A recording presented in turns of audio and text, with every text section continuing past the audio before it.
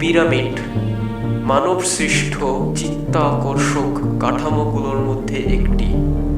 অনুমান করা হয় প্রায় ৪,৫০০ বছর পূর্বে এই পিরামিডগুলো চুনাপাথর, আগ্নেয়গিরির শিলা, গ্রানাইট এবং মর্টার দিয়ে তৈরি করা হয়েছিল।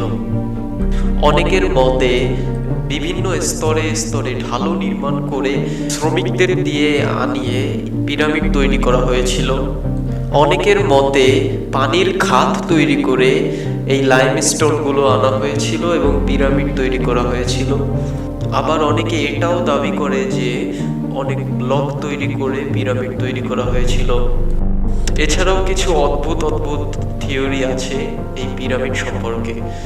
তাহলে দেখে আসি পিরামিড আগে কেমন দেখতে ছিল। আনুমানিক ৩,২০০ সালে পিরামিডটা দেখতে ঠিক এমন ছিল। পিরামিড বিশাল বিশাল চুনাপাথরের ব্লক দিয়ে তৈরি এবং পিরামিডের চূড়ার অংশটুকু সূক্ষ্ম চুনাপাথর বা গ্রানাইটের তৈরি ছিল এবং সোনার প্রলেপ লাগানো ছিল।